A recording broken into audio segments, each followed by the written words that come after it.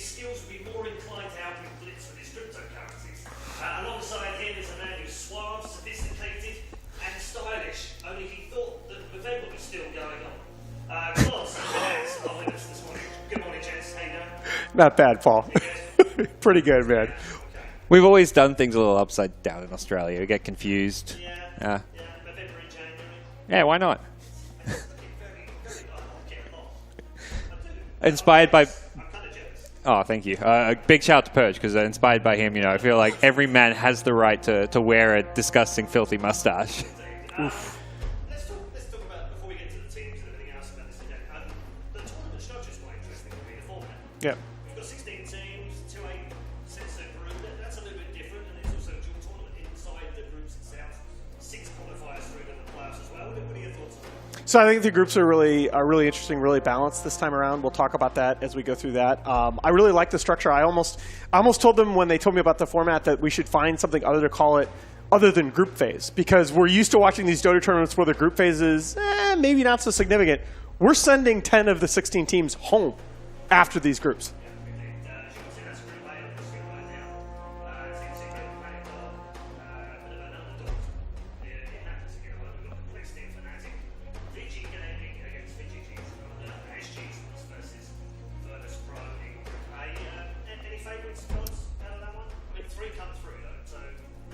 Yeah, absolutely. Secret VP, that probably number 1, number 2 seeds in this group. I mean, looking at the tournament as a whole, 2 of the kind of big 3 favorites. I think everyone kind of puts Secret, VP, and Liquid on a pedestal right now. These are the teams to beat.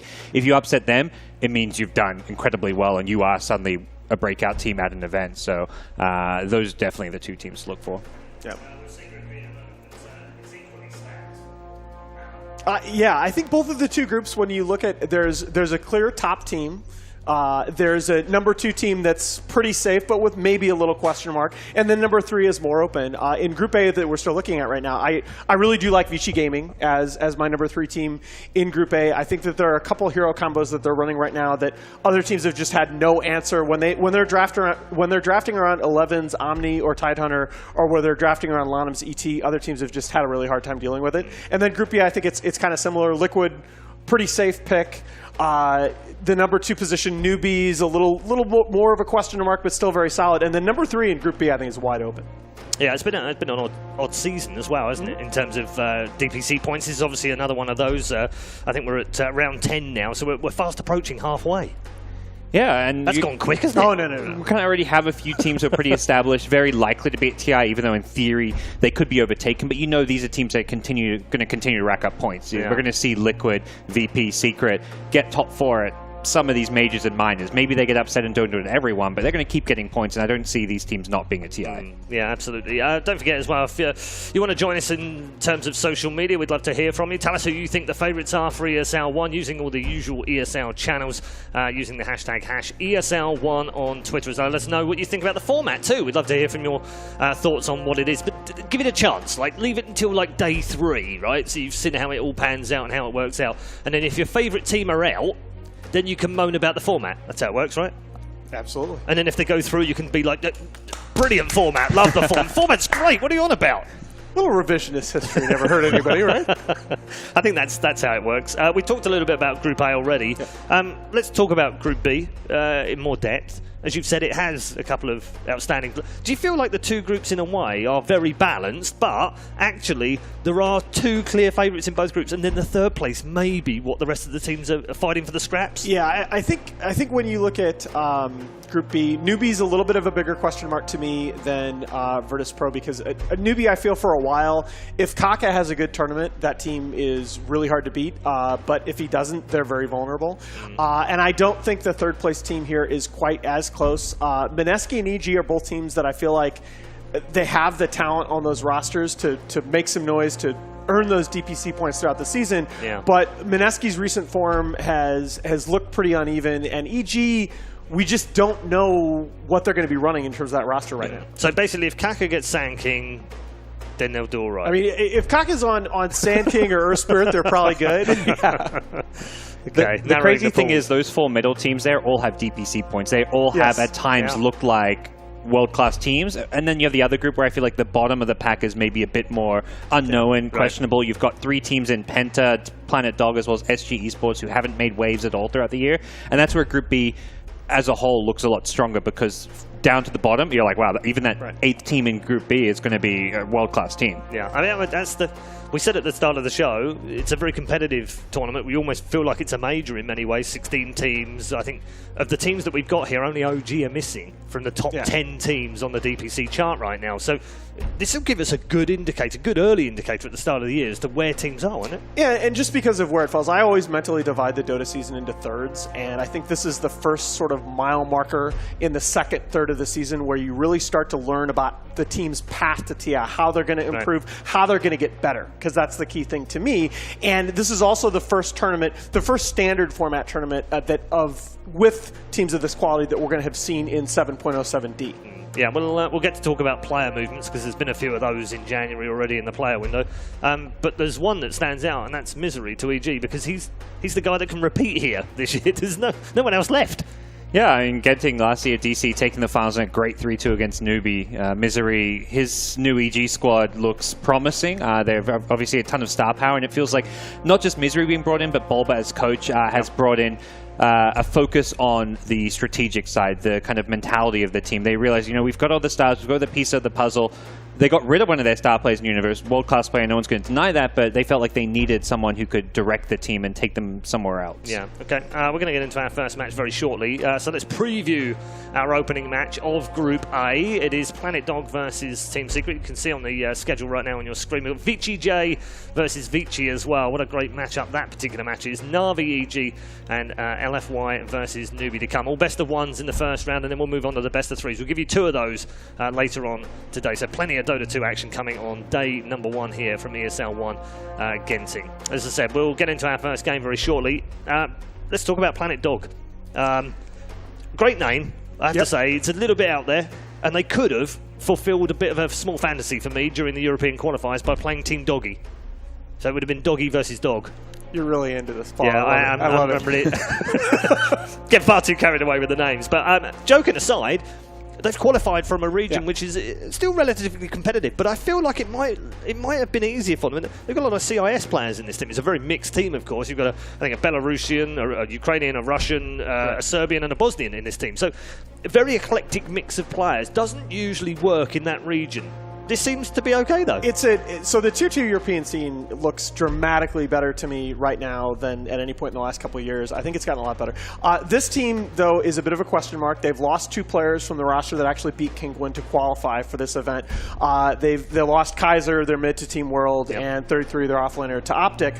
They're bringing in Boranisia as their mid, who's pretty much a complete unknown, but they're bringing in Mag as their offlaner, he's one of the just unsung heroes of Dota 2 for a very long time. He's actually the only player in Pro Dota 2 that has 90 or more wins on 3 different heroes. His Clockwork, his Darkseer, and his Batrider. Really great player. Which in sporting terms would make him a journeyman, wouldn't it? Because he hasn't really done, I mean, all due respect to him, he's not really done it. I think that's testament to how many games he's had to play, how many qualifiers he's been in, by just sheerly going through and being there from day 1 of Dota, and very much been on some top teams, then kind of fell off. He was never a star player. He never really stood out or carried those teams. He's always been like a stable rock on some of them, but he does feel like he and his teammates have a lot to prove at this event.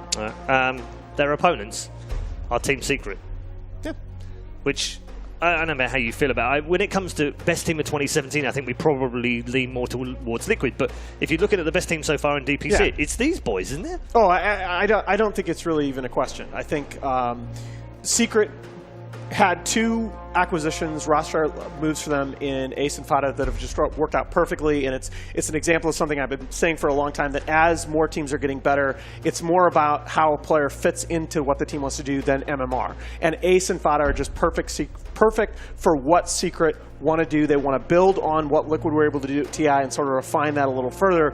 Both of those players, broad hero pools, diversity in play styles. Love what they bring to the table. And Ace hasn't come from nowhere, because he's had quite a long history in and out of Dota 2. I know he's had some education, he's gone off and come back again and had some rest time and what have you. But he's played for so many teams. Why is it suddenly he's clicked here? I think a lot of it is Puppy's leadership, because like you say, he does go way back to the very first the defense tournaments, which was like some of the first tournaments. He was playing in those with like Danish mixed squads. So he has been around for a long time. He's always been kind of a top-tier Danish player, but not someone who's broken out. But it seems like put him on a team with a world-class captain, and then he can shine. Yeah, he's definitely doing that right now. And Fada, I mean, you mentioned him briefly, but he's made a great transition to this team, hasn't he? He really has. I think, by the way, when we start talking about Puppy, that's something that he needs to get credit for, because now, over the last couple of seasons, he's done this over and over again, taking young players like now like Ace, that have a little bit of a track record, maybe not have had that high level of success with other teams, and bringing them onto the big stage and building them up to have success. Okay, I'm hearing that the draft is almost ready for us to get into, so let's turn our attention to that in terms of picks and bans and what we might get in this particular draft. Are you expecting anything crazy game one? So, big question to me going into this is, will Team Secret get and then pick their Bounty Hunter? Bounty Hunter was banned against them first phase in 10 of their 11 games at Dream League Season 8, which is the last big lane they played, and the 11th game, Liquid left it on the table. They first picked it, and they beat Liquid in 32 minutes. The other question overall in this tournament is, are we going to see Lycan? Our team's going to exploit that. That hero right now in 5K plus pub matches, 62% win rate. There's no other hero above 58, so he's just looked so dominant.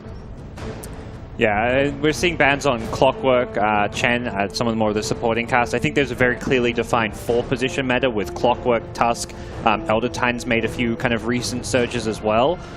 Chen is definitely a targeted ban against teams who play Chen. It seems like no one has a good answer to deal with this early 15-20 minute push strats that are coming out from kind of the Chen specialists. Yeah, I think the Chen ban is definitely targeted. I mean, Secret has 2 world-class Chen players, Puppy and Yapsor. Yep.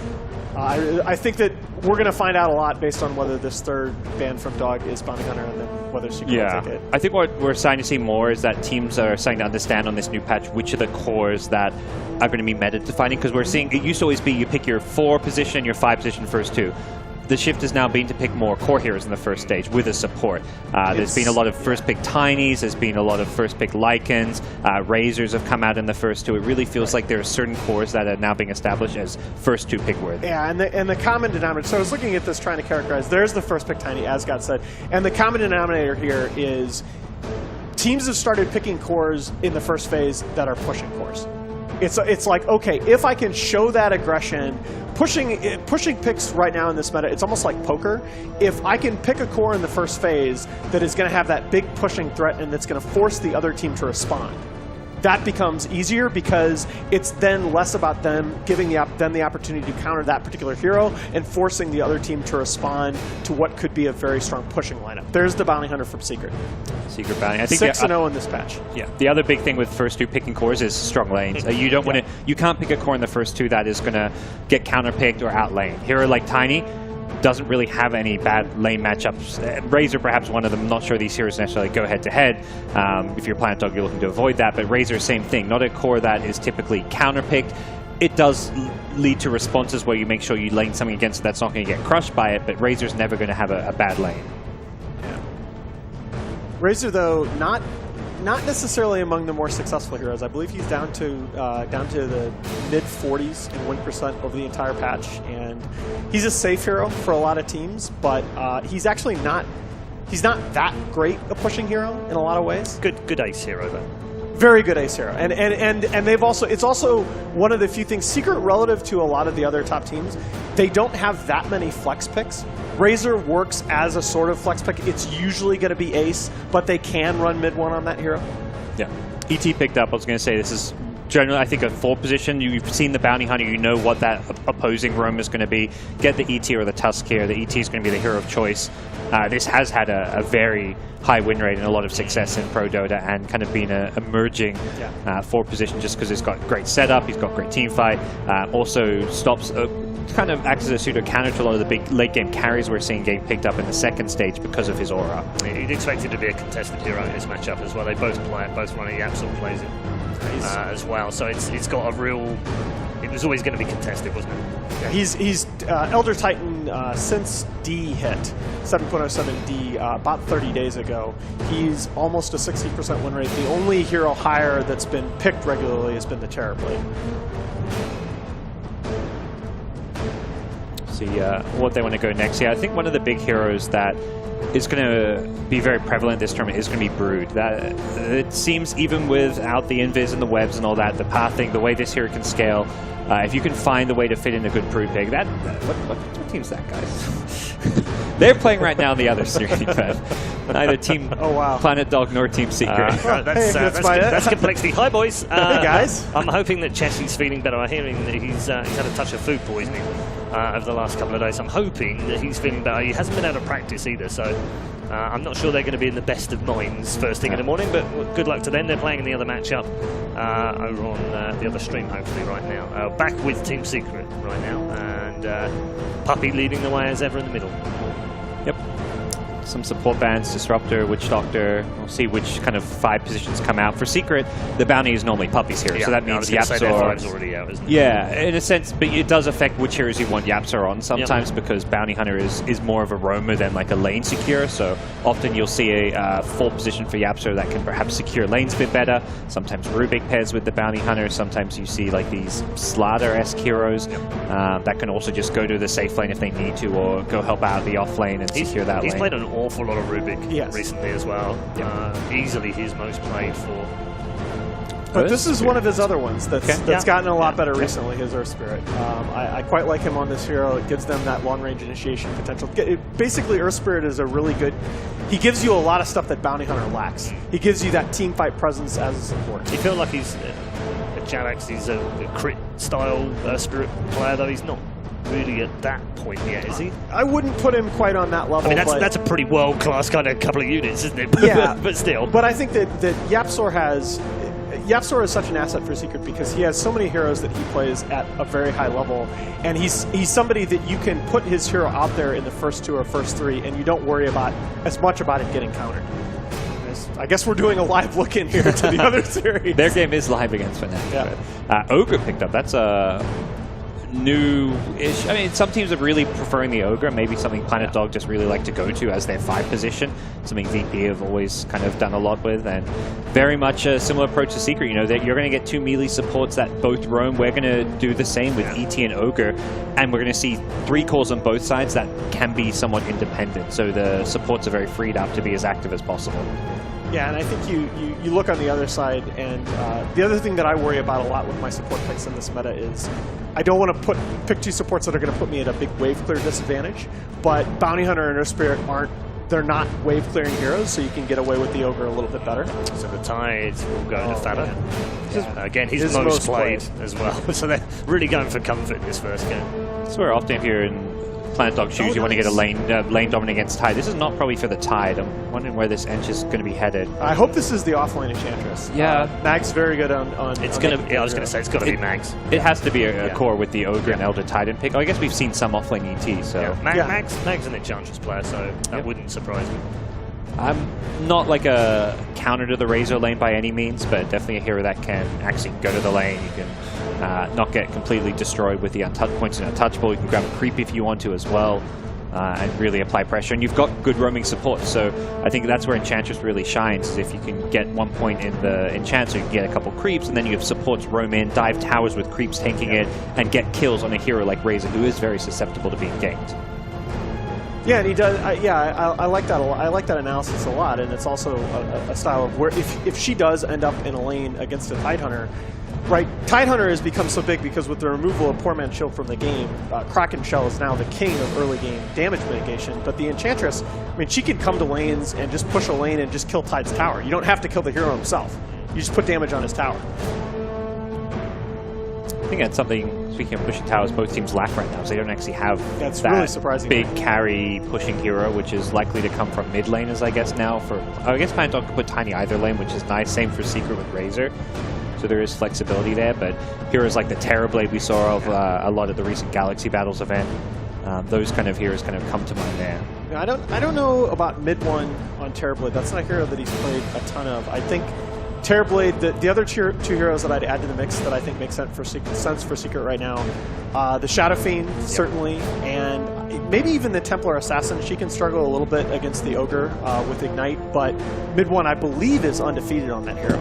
this patch. The nice thing for Secret is I feel like neither team has really revealed their strat despite picking 4 of their 5 heroes, because it really is both teams' drafts going to be largely defined by their final picks, and Secret, they've got the counter pick. So they can theoretically, if they think TB's the pick, they can put mid one on the Razor in mid and then pick a Terrorblade for Ace in the safe lane or some other carry. So they do have that kind of flexibility having the final counter pick. Yeah, I was mentioning that earlier, that relative to the other teams, relative to the other top teams right now, Secret actually have surprisingly few flex picks, but Razor is one of those.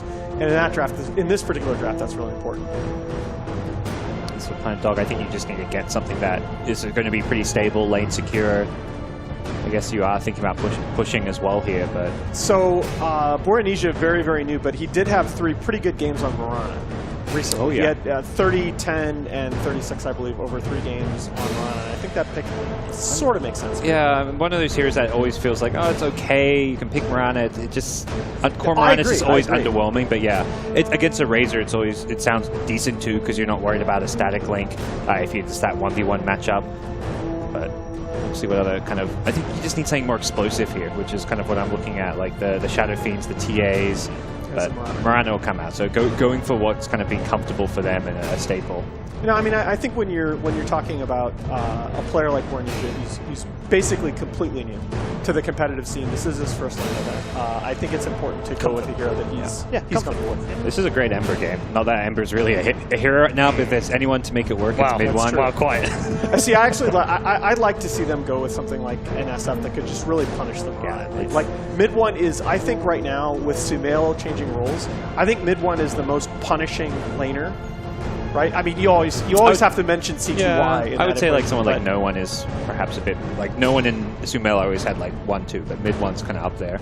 See, okay, that's not a punishing laner. Well, you say that, but mid one has actually had games. He had a DK game where he dumpstered Maybe's Queen of Pain. Yeah, he can dumpster a Mirana, but he's not going to get kills in that sense. Like punishing in the sense, like you're not going to be playing. You can't play aggressive and dive towers as DK, but yeah, you do win a lane against Mirana. That's a favorable matchup. And the most important thing is that as we were talking about the lineups, is that DK gives Secret the pushing power. That was the one biggest missing piece from the draft. And saying Mirana, I feel like doesn't give a whole lot for Planet Dog. We're not going to do predictions. Instead, we're going to do it slightly differently. How about you give me your thoughts on whether Planet Dog can win this game? I think Secret are pretty heavy favorites in this game. I think for Planet Dog to win this game, that Mirana needs to get off to an extremely good start mid. They need to honestly, Planet Dog can win this game by taking two early tier 1 towers. Let's put it that way. Okay, Gods? I think it's tough. Draft did not help them. I mean, it's Dota. Anyone can win a game, but I think with this draft, it's going to be very unlikely. Two tier 1s before 10 minutes. Some fence sitting from our panel members, I think. There. I don't think they will. Fine. All right. The confidence is not strong in the Dog this time around. But let's see how they get on in their matchup against Team Secret, and we'll head over to your commentators for game number 1. And I don't think you'll find a whole lot more optimism here for Dog on this side of the panel either, at least not from me. I'm not really feeling the Mirana. I think the last time that I saw Mirana was watching Planet Dog, but then the only other time was Optic. And from what I heard is that talking to CCNC about the time they did pick Mirana, they were like, we just wanted a hero to survive. And that, for me, is the only reason you would ever pick a Mirana, is that it's just a hero that's hard to gank mid. Why did they pick Mirana? I kind of like it. It's mobile. It can't really die. Okay. Like, once it gets a BKB, I think once BKBs hop up on the map, Planet Dog will be okay. You think so? I'm going with the Dog. Oh, because you were like, your last predictions were actually much different from, it was like almost night and day from what you were thinking about, like Tinker. You were thinking about those sort of like bigger late game heroes that were kind of deterred against team fighting. But instead they went the opposite and chose like the aggressive mid. I thought that Secret was going to pick something that could just split the map. Yeah. And so that's where the advent of heroes like Tinker come in. Because if you think about conceptually heroes like Terrorblade, what does Terrorblade do? He shoves out the side lanes using illusions. Like that's what he does best. You don't ever have to participate in fights. You just you use your illusions to put pressure on the map at all times. And what Tinker does best is for 0 cost at all times, he'll keep those waves pushed back into you. And so that's where I thought they'd kind of go in that direction. Because I felt like Secret needed something to shove in the waves pretty aggressively. But instead they take a little bit more direct approach at the game and actually just pick up the Dragonite run a hero that's not going to be focusing so much on split pushing or wave clearing, but really on pushing towers. Dichira is going to be caught out here by a secret rotation. The early pickup here of the Bounty Hunter and Earth Spirit is going to be able to do a lot of damage to Dichira, but he will survive and will secure them that top bounty rune. Yeah, and at the same time, I think for Secret, like the way that you play into this is you can just run at them nonstop. Okay. Because when you have heroes like Razor and Tidehunter, there's two ways that you go with it. Either you just overwhelming teamfight and try to end the game, or you take a mid that's a little bit more greedy and you can play something like a 4 protect 1 style, which is something that we see more often with them when they have, especially with Ace, than they did in the past with their other players. We already see the dual lane unfolding in the mid lane. The Ogre definitely needs to help out a little bit, right? Because I can't imagine the Dragon Knight versus Mirana matchup is very fun for the Mirana, who already has like relatively low base damage, and it's going to be even worse against the Breeze Fire. Dude, I have not seen Mirana in such a long time. Yeah. J4 is hoping to be able to secure that lane. Now, we do have a safe lane out there, a Tidehunter, and we are going to be able to have the aggressive push out from Secret in their tri-lane with Ace, the Razor, going up against Mags and Chantress. They are going to be able to get a nice roll in. They already have the extra damage onto the Razor, so they can just body block for a good amount of time. They can get a lot of damage onto Mag, and are actually going to try and go for the kill. The Q is just enough to be able to finish him off, and Ace will end up being able to pick up that first blow. And mid one, getting dual lane, doesn't really care about it though. That's the benefit of having heroes like Dragon Knight, is that you don't really care about these dual lanes, because once you pick up level 3, you have enough HP. You get the stick as well for the 1 HP regen, you're fine. So it's about time that J4 kind of needs to cycle out then, just because he's no longer going to be that effective. Yeah, at the same time, I'm not sure where he's supposed to go, because if he goes bottom, I don't know if Ada cares too much. No. And at the same time, like, Dichira, this is a pretty free lane for him. I think I've seen this before, like, Tiny is one of the few heroes that has kill potential at all times on the Tidehunter, so he doesn't really care about that either. Yeah. He can just get, like, so much harassment damage from the tree cleave. I'm not sure if they kill anybody at top either. Like, yeah. This is such a weird meta, though, where everyone just goes to the off lane if you're the one position nowadays. Yeah. Dude, YapzOr. Milan is very close to being able to pick up this kill. He does have the Spirit and Stomp, but does not try and go for it. Now he's going to be caught by YapzOr. The turnaround, they manage to get off the Stomp. Oh, Shuriken actually stops that one. Good play there from Puppey. Interruption, and they will manage to pick up another kill. Secret already up 2-0. They're going to make a go here on the mid one. They managed to land the Fire Blast into the arrow here with the double damage. They're actually doing a good amount of work here on the mid one. Thinking about going for the dive. They do have lead charges, but Mirana by himself is never going to do enough damage to bring down that Dragon. Once you right-clicked him, I actually didn't see the bar move at all. It was just like that time where the right-click was, that arrow was heading towards the Dragonite. He probably regened up more than the damage was done. Nothing happened. I was really surprised at that. I was like, oh, well, maybe if he hits him like twice here, he can just leap in and go. I was like, okay.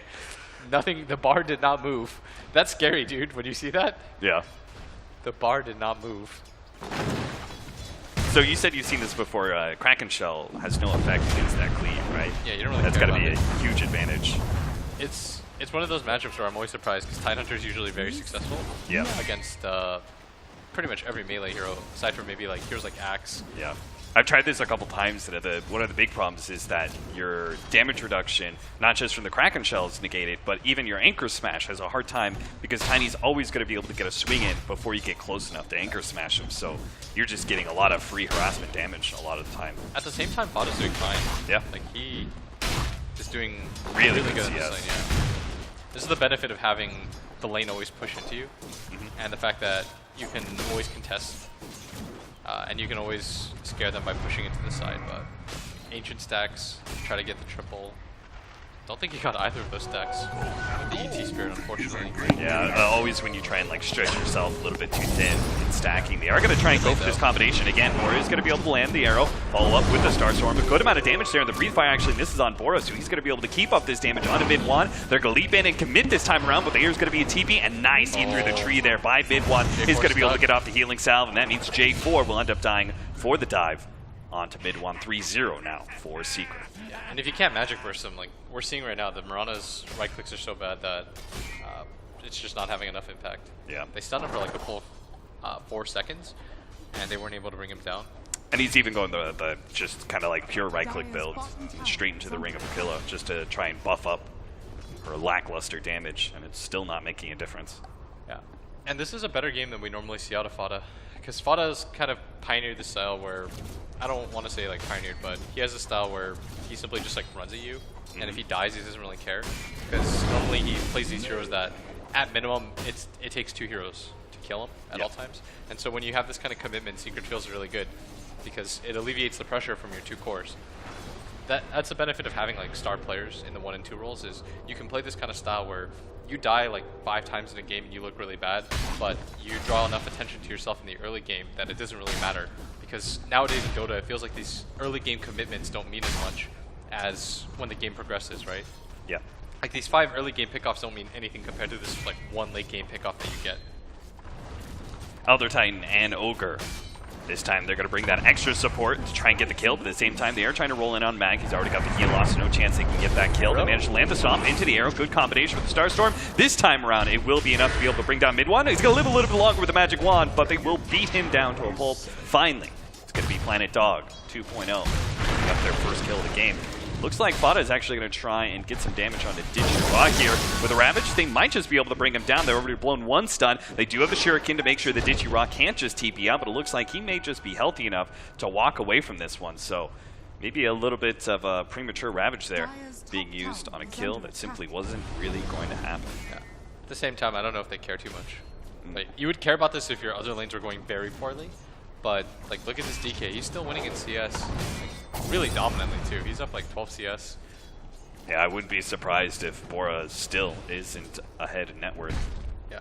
Compared to that Dragon Knight. The reason though you go for that kind of timing gank is A, is like you want to help him out, but B, it's because of the catapult timing of it as well. Most times like Dragon Knight will come in, and so you anticipate like either a 2-on-3, and so you bring both your supports this time around to try to stop that, so DK can't just pop his Dragon form and push in with the wave and get like a free 300-400 damage on the mid tower, because then by the time your next Dragon form comes up, if the Mirana is shoved out of the wave, it's really easy for him to take that tower.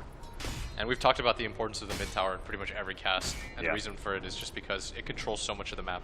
Like, it's the opening to your jungle, and if you stack all these camps for this tiny, and you can't protect your mid tower, then it creates a liability where Seeker can just run in with their DK level 2 Dragon form. He'll cleave them all himself.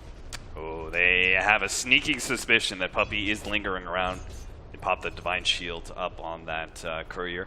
They will finish up Phase Boots on Mag. That'll really help out against this Razor lane. Enchanter's already a very naturally fast hero, but with Phase Boots should be able to keep ahead of the Razor when he goes for the Static Link. It's great against DK too.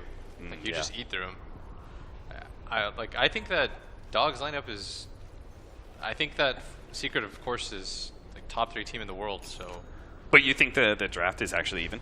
I don't know if it's even, but I think it's a winnable draft for Dog. I didn't think it was as bad as it was made out to be. 8 minute Bounty Rune. Fada will walk away from that one. Another one picked up for Digiraw with his bottle build. At the same time, if I see a way that they lose, it's their lack of control. When you play against Bounty Hunter lineups, of course, like the very easy way to think about it is that everyone on the enemy team moves very quickly, right? Yeah. And so generally, you just need heroes with heavy lockdown to be able to heavy do so. stuns. But if you look at Planet Dog's lineup, like their 4 and their 5 positions, there's some team fight on their side, but only one of their cores really has any reasonable lockdown. Like, you can't really rely on Arrow heavily. So we're just pretty much relying on the Tiny to really give us those good opportunities. Yeah. Ace is going to actually make a rotation down here to bottom lane. I didn't see that one coming, so it looks like they're going to try to set up this kill with a second Ravage that's up. Kill Digiraw, make sure that he doesn't get that early Shadow Blade. So he does have Ravage up again, yeah. Yeah. That's what I meant by the That's first another, one yeah, matter. it's like early Ravage is like, most of the time we're not using Ravage very effectively in the first 10 minutes of the game. It really only matters when your lanes are going really poorly. Yeah. Because if your lanes are going really poorly, then the you have first to Ravage, recover in some way, right? But it doesn't. I mean, it refreshes so fast. It also matters when, if you're a Tidehunter, I guess I should elaborate. It matters when a Tidehunter is very underleveled and you hit your level 6 timing so late, like you get it at like 10 minutes. Then of course it matters quite a bit because your first Ravage of the game just comes a lot later. Whereas like he was level 6 in like 6 minutes. He doesn't care. Combo stun, saw to the Yellow Titan. That roll is definitely going to miss from Yapzor, and he may be in big time trouble because he's going to be caught by the Spirit, and Bora is going to be able to capitalize on that one. Should be able to pick up the kill pretty easily. Second kill on the board for Planet Dog as they start moving their heroes around a whole lot, and it actually works out to Ditchy-Raw's favor as well because he managed to dodge that attempted setup from Ace down in that bottom lane that we were talking about earlier. Yeah. Courier coming in once again though. Puppey though, not in. Yeah, Puppey's struggling to find these courier pickoffs. Yeah, both supports haven't had the kind of impact. Like combined, they've got like 6 CS. The ET's even above that. Oh! Oh. Okay. Well, that's unfortunate. Yapzor in the trees, roll away. Huh. It's gonna be good. They are gonna go for this push anyway, though. That was a. You like never see anyone die like that. Yeah, just a straight up breathe fire. It was right on the edge, and it was barely enough damage. The Dota math was wrong. Yeah. That's like a. That's a real feels bad man death. Because you know you're mid Easily laner. avoided. Yeah, people helped you out. You lost your tower too. Yep. This is exactly what they wanted to avoid. Because now all the stacks are open for Secret to contest, and they can contest it. They've got a Tide that can just run in. They have 3 really tanky cores. They've got really beefy cores that just run in. Like, what is Planet Dog supposed to do? We already talked about how their team fight was a little bit inferior in the other game, and now you run into this particular issue. And they just tried a wraparound onto a tower, Yeah. couldn't actually take it, and the next Dragon Knight form, as well as Ravage stuff, so you expect Secret to take yet another tier 1 tower. That's why I was if you for example, like if they have a hero like DK, of course it was reversed, right? Yeah. Planet Dog picked the hero first, but if you're playing against a hero like DK, often you want heroes that can spam back so that you don't just immediately lose your tower. Like you take heroes like the Deucer or the Tinker, so that DK can't just breathe fire you repeatedly, shove in your wave, then take the tower. Like that's why Soul Ring is so big on that hero, because it's 0 cost for you nowadays because of your high HP regen, right? Yeah. Ace gonna have some issues here. He's actually gonna go ahead and pop the ultimate in turn, making sure he's got the static link on the mag, taking away some of that damage, and also dodging the Spirit Stomp there. Look, they just don't have they don't really have lockdown. Like they're heavily reliant on. And these heroes are so tanky. Their burst damage, it feels like it's just not going to be enough. When Tiny finally does come online with his combination, I'm struggling to see him actually being able to one-shot any of these cores. Yeah, that's why you see Fada gets the drums and J4 gonna get gone on. Mid one pops the dragon form, gonna get the stun off. The roll was used, but kicking a few right clicks should be able to do this. And now they're gonna grab the top tower. As a result, Planet Dog need to be able to put some pressure somewhere else. They kind of had to see one of these pushes coming. It's a Dragon Knight lineup after all with the Razor and the Tidehunter. They're going to bully you pretty heavily. He actually went for the early Blink Dagger? Yeah. Did I see him just resell it? No, he got, pretty sure he picked it up. Is this a Blink Dagger game for you over the Shadow Blade? Do you think he needs to have that immediate impact? I think he needs to be pretty aggressive on the map. Yeah. Oh, he did sell it. So he wants to run bottom and buy it in the side shop. That's what that tells me. And they want to go for this kill on this Razor. So the question is, like, does Ace see this? And more importantly, if Ace does see this, like, do you rotate the Tidehunter? Because if I'm Secret and I want to defend this tower, then you need your Tidehunter there. Because there's no way that you can burst that hero. And if you overcommit to him and he gets the Ravage off, then your entire team gets turned. So and if you are Secret, don't you want to defend these towers? Yeah, I think simply so. Because you're so far ahead. Like, look at this right now. So he does buy it on the side shop, but Secret is aware of this. So now they're just sending in Fada to run in, and he doesn't care. They're going to find multiple pickoffs here. Milan, he's going to have his stomp canceled once again by the Shuriken. They're going to be able to catch him pretty easily, as well as the Ogre. And this is actually may lead into a level 6 for Puppey as well. Fortunately, Moonlight Shadow does actually manage to save Milan. He's looking to be able to still catch Puppey here, and Ditchy Rocket's on top of him with the combination. We are going to be able to have our first kill of the Blink Dagger Tiny.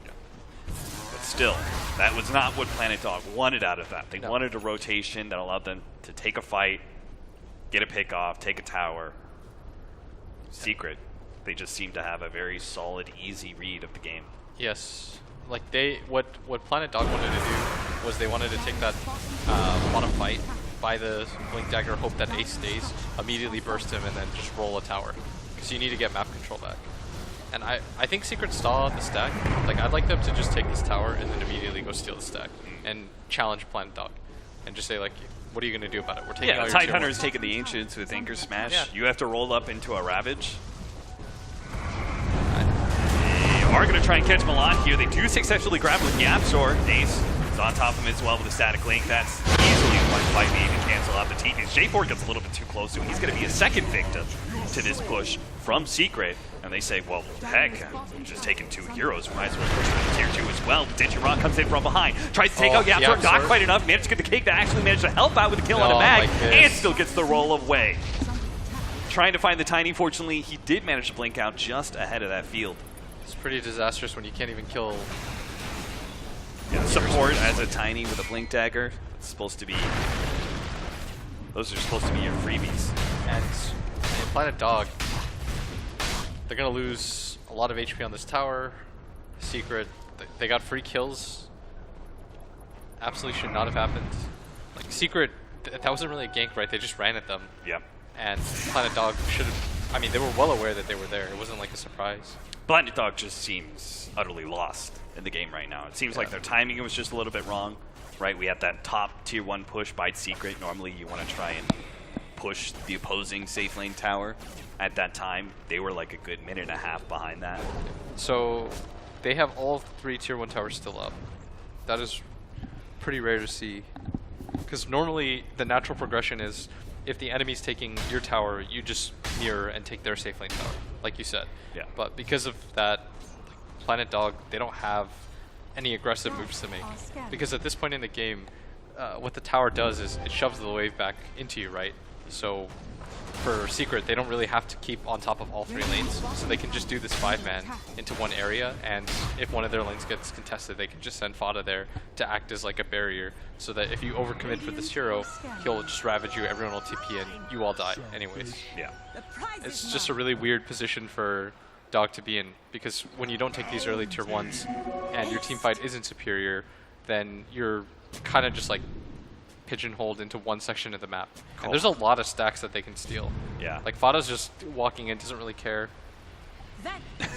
Pump faking the gush over and over. Tichira is going to get out with the Moonlight Shadow being used. They are also going to go for an aggressive maneuver here into the Radiant jungle, see if they can actually catch someone farming and turn that into a tower push.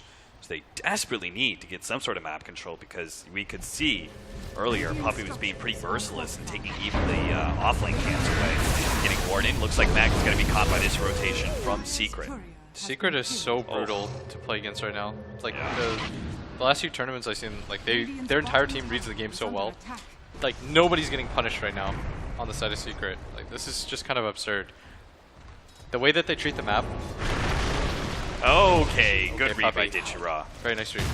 But like aside from that moment, Secret, you can see that Ace is reading all the moves. Like whenever they want to make that rotation down, they're already on top of that. They're going to catch Tichira after getting that kill. He's going to get a little bit farther, but still the static link stays on him.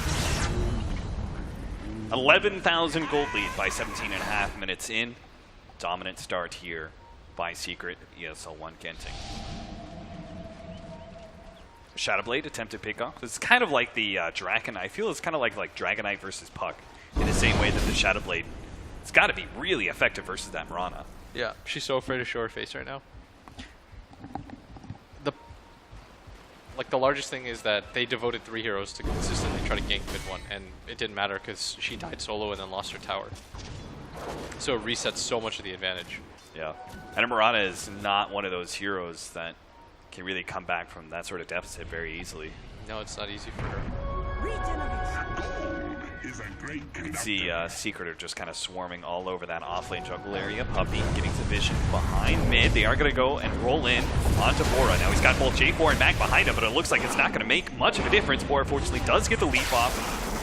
And Mag, he's now going to be in one of big time trouble as mid one comes in. Tichira actually managed to blow up Puppey. That's all he's going to be able to take out of that fight, as now Yapzor and Fada are just going to be able to focus him down. He's not going to have the opportunity to be able to blink away so easily.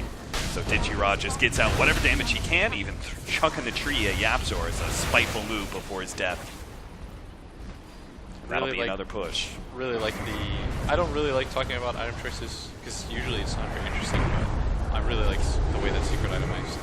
So they build the Silver Edge on mid 1 so that he's just this monster. He always has kill potential on the Enchanter solo now.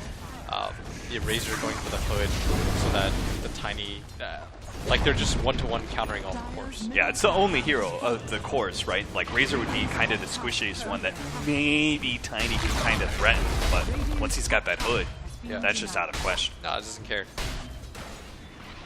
They just have 3 really like uber tanky cores.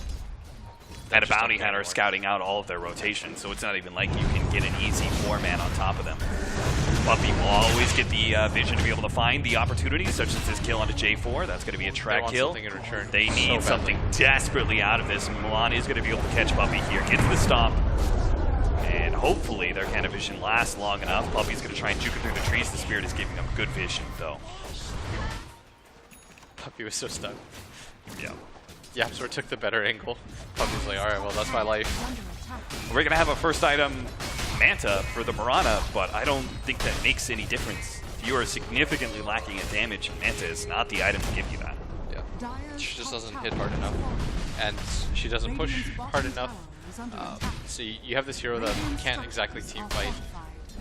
When she does get 6 slotted, like, yeah, she's going to be useful, but like, Secret plays this suffocating style. It feels like they're everywhere and they're nowhere. Because your lanes are always being consistently shoved in by somebody, it feels as though they don't have to show on the map, and when they do show on the map, you're just losing heroes left and right. And the fact that the 2 support heroes have kill potential on everybody make it so hard to play. Secret's finally like, okay, we can give up that safe lane tower, we don't want to make that rotation. Now you can be a little bit lazy. Yeah. They are still going to wrap and see if they can catch. Now that they force heroes back to be able to defend, they're going to try and grab some heroes up from Planet Dog inside of their own jungle. They are going to be able to grab Mag. With the track coming in and the burst damage that should be almost enough, but fortunately got the heal out, as well as an excellent stomp from our Elder Titan. And Fada still going to try and keep up with him. He can't actually ravage to slow down Mag if he really wants to. Mag, quite the fast hero. Looks like they caught the Mirana. Oh no, that's going to be so bad for them. There goes the Ravage, throws it out. Finally does catch Mag at the backside, with looks like with the burst damage from YapzOr and Fada. Together, they will manage to pick up not just the 1 kill, but a second one, both of them being tracked up. Dude, they're getting a tier 3 at the same time. They're actually just running in as 2. They're so dominant at this point. Planet Dog, I had so much faith. Did you though? I mean, you gotta make it. You gotta give them some keys to victory, but this is more just how good Secret is. Yeah. They read pretty much every single movement in the game, and that wasn't just with like the help of Puppey, right? Like Ace just consistently outplayed them. And Puppey, once again, I think he's like their only deaths. I think so too, or at least close to it. 18-7. Already. I think mid 1 died like 1 lane of racks. Yeah. From that 1 gank mid, right? Toss up in the air, Digirod trying to focus everything they have with the DK. They will manage to bring them down. It took both the Tiny and the Miranda their whole slew of nukes to be able to finally take out one of the cores. Planet Dog still have to fight it out against Ace as well as Fada. Fada is going to be the one trailing behind, limiting the damage coming out from Planet Dog. And if Boris not careful, he's going to overextend himself, but fortunately he managed to jump in from Digirod, taking out that Razor. And now Fada, who's not going to be able to do enough damage to really threaten anybody, does manage to get a blink away though. Highly doubt he managed to escape all this. His Space Boot drums build is nice for all that movement speed, but can't actually stay ahead of all these heroes. 18-10. Planet Dog living on a bit of a dream, a bit of a prayer right now. They are 2 lanes of racks down by 23 minutes. Don't think I've ever seen a comeback like that. Dota's such a funny game. It's like, the score's 18-10, and if you're a novice to it, and you didn't see things like the gold, you just think to yourself like, it's not that bad. Like, 18-10, that's somewhat close, but then you realize like, Puppey has 5 of your 10 deaths. And Puppey's just chilling, like, look at this. And he's still got farm. He's still got not like this. Oh my god, the 5-man kick into the silence. YapzOr just completely ruins that Roshan attempt. And now the real damage dealer is here. Mid 1's here to be able to go onto the Enchantress, man, to get the stun down. Good cleave damage as well onto both Milan as well as Mag. Only will be able to pick up the 1 so far, but YapzOr, he wants the kill on Milan. He is going to be able to get the urn charge and make sure that track gold will go into the coffers. Secret, bit by bit, he will end up dying.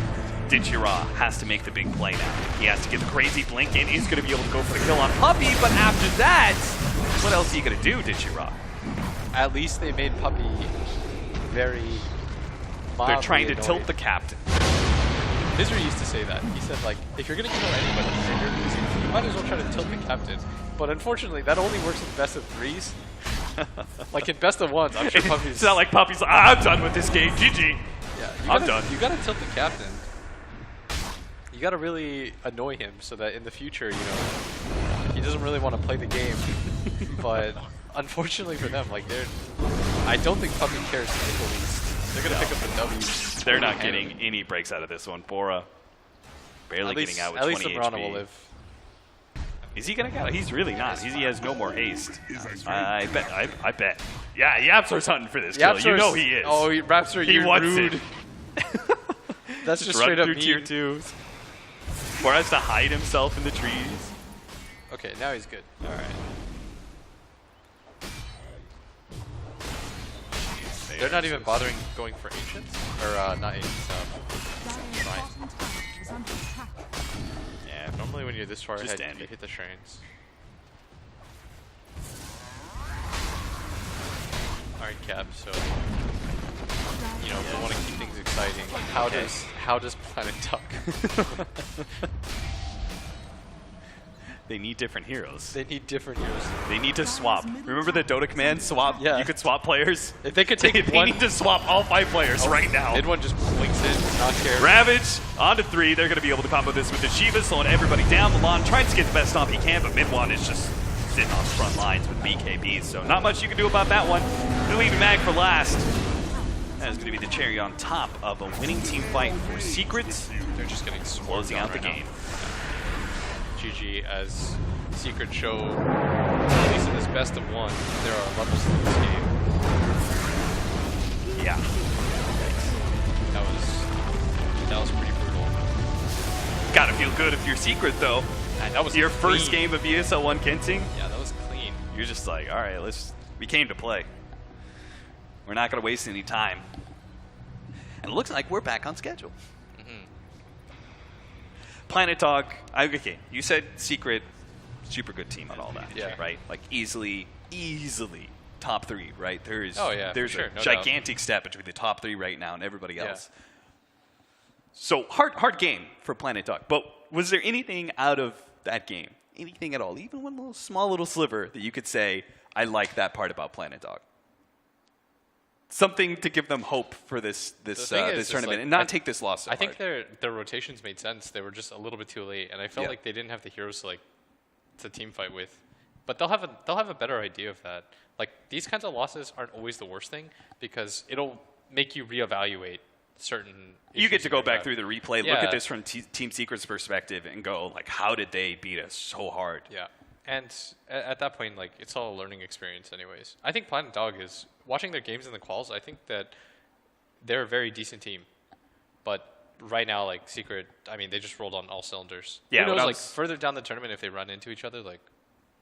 I was casting them for the qualifiers. I got to see a good amount of them, and they looked pretty good compared to everyone else. And then it was just like a team like OG who seemed like one step above them. So Planet Dog, they definitely have a lot of work to do if they want to keep moving forward here at ESL One Genting. We're going to take a break, so we'll have Planet Dog. We'll be back with the panel.